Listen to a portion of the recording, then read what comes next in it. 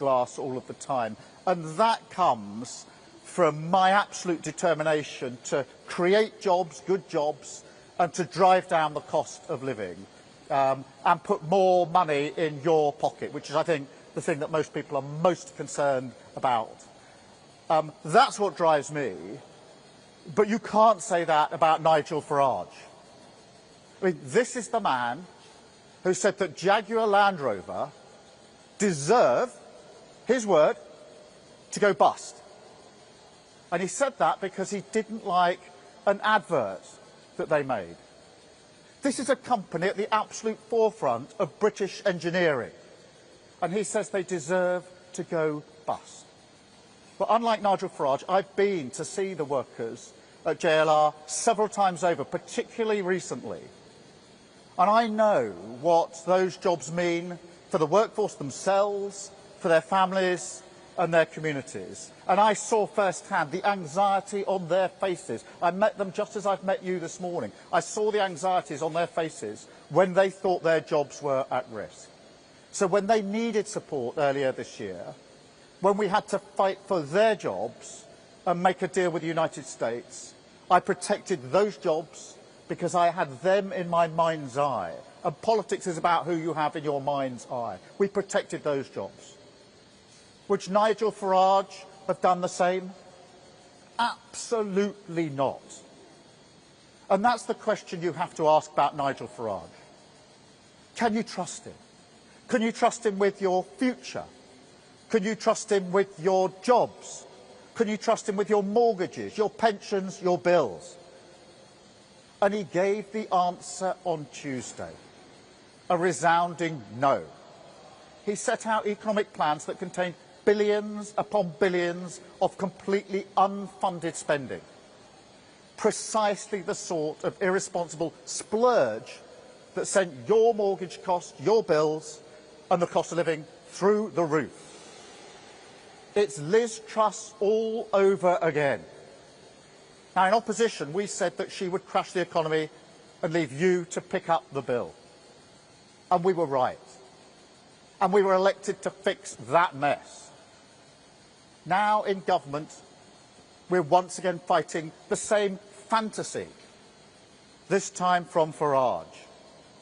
The same bet, in the same casino, that you can spend tens of billions of pounds on tax cuts without a proper way of paying for it, using your family finances, your mortgages, your bills as the gambling chip on his mad experiment. And I can see that in keeping with my point, apparently he's in Las Vegas today at a casino. And it's not a surprise, because he said that the Liz Truss budget, in his view, was the best since 1986. That shows his judgment. It shows what he'd do. And the result would be exactly the same. Now, I'm not prepared to let that happen. Labour's plan for change has stabilised the economy. Growth in our economy is at the fastest rate in the G7 this year. 4 cuts in interest rates. That means mortgages coming down. And a pay boost for 3.5 million low-paid workers. And unlike Nigel Farage, I know what it's like growing up in a cost of living crisis. I know what it's like when your family can't pay the bills, when you fear the postman and the bills that may be brought. And I know how much work we have to do. But there is not and never will be a magic wand that can wave away the need to manage the public finances properly. That is the foundation upon which everything rests, always. Now, we were elected to change the country, but we were also elected to never put working people through a crisis like Liz Truss ever again. And so that is what we're doing. Scunthorpe Steel, that was rescued. JLR workers protected. Wages rising. Mortgages coming down. NHS waiting lists cut. 3 million extra appointments this year. The living wage raised. Water company bosses fined. You saw that earlier this week. Immigration falling. Breakfast clubs in every school, an investment in infrastructure, right, the biggest levelling up of workers' rights in a generation, and a massive cash injection in our public services without making working people pay. Nigel Farage stands for none of this. He literally voted against it, against sick pay for working people, against fire and rehire, against cutting fuel duty. And now he wants to blow up the economy all over again. But we won't let him.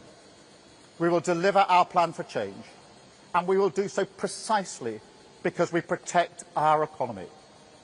That is the path to change, and that is what Labour will deliver. Thank you all very much indeed. Thank you.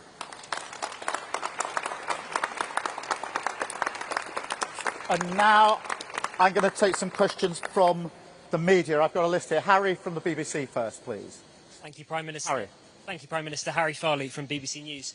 The speed of the decline in your popularity is historically unprecedented. Isn't this speech today an admission that you have failed and Nigel Farage understands voters better than you?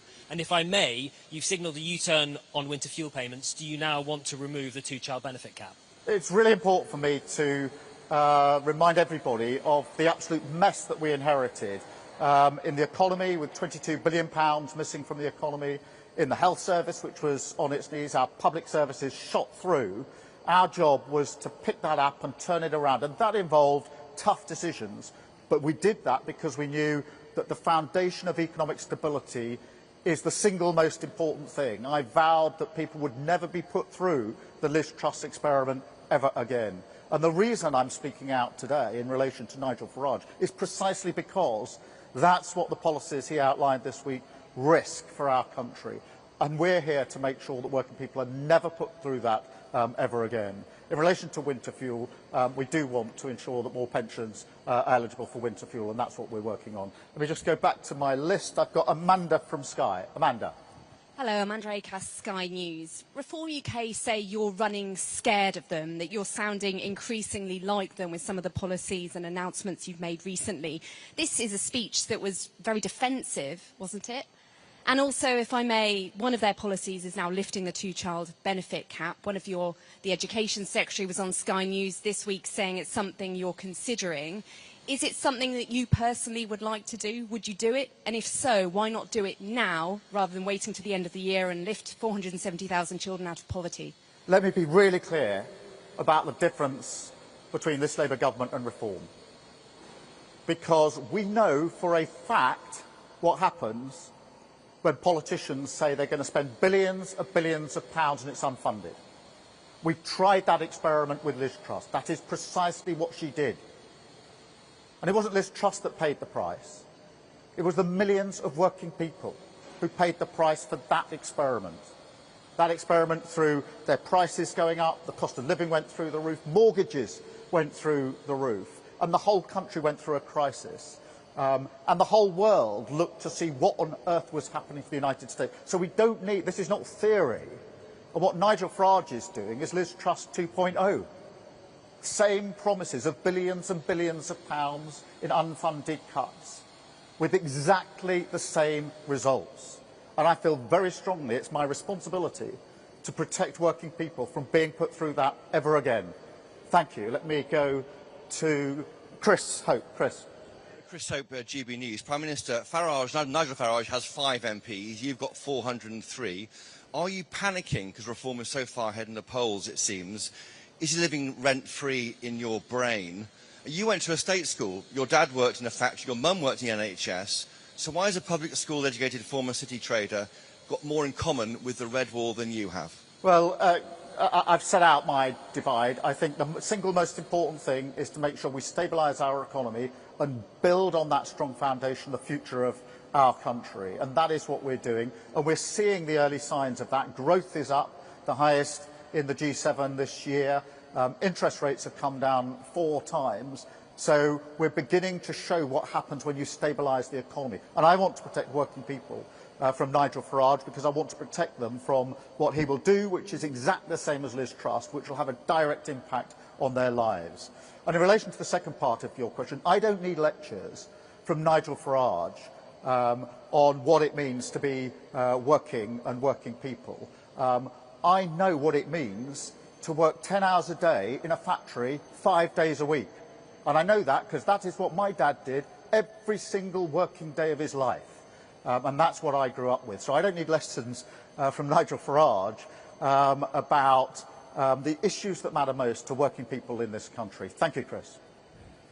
I've got Peter from The Guardian. Peter. Hi, Keir.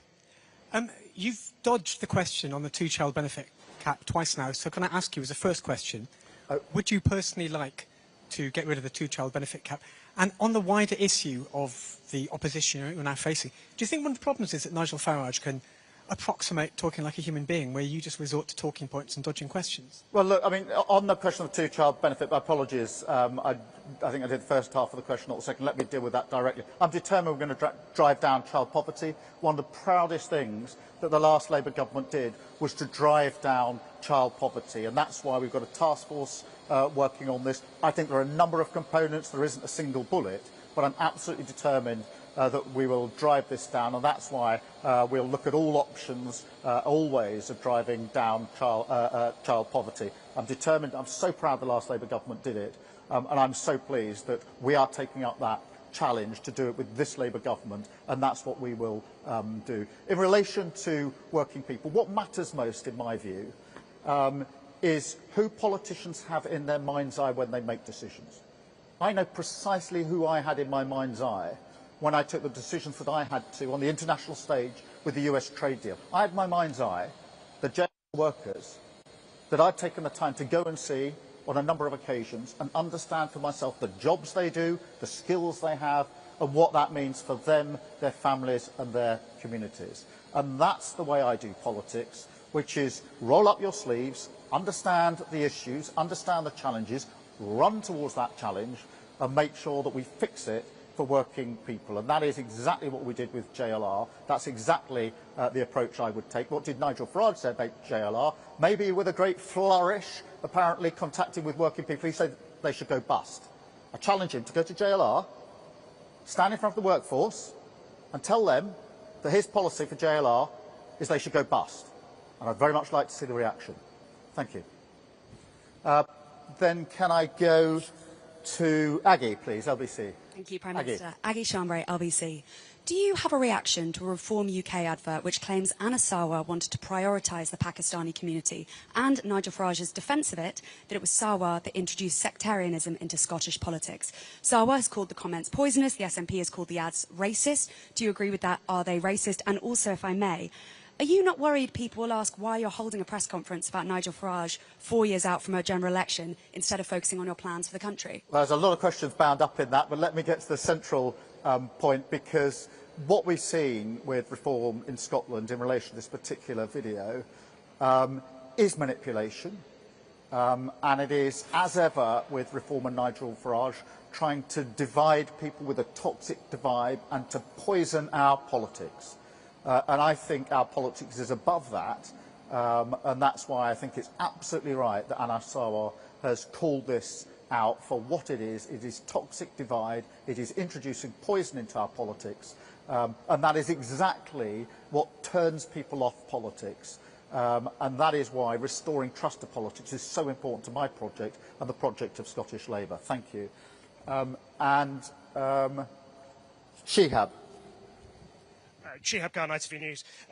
Prime Minister, you're attacking Reform UK and Nigel Farage directly today. Is that because you now view Nigel Farage as your biggest threat and biggest opponent? And a quick second question, if I may. ITV News has been covering the squalid, dangerous conditions in some social housing for 4 years. Today we've discovered that the Ombudsman has received 500% more complaints now than they did 4 years ago. What is your message to social landlords who are not dealing with these conditions properly? Let me deal with the second bit first, because it is really important that we're clear anyway, but in light of this particular report, that everybody has the right to a safe place to live.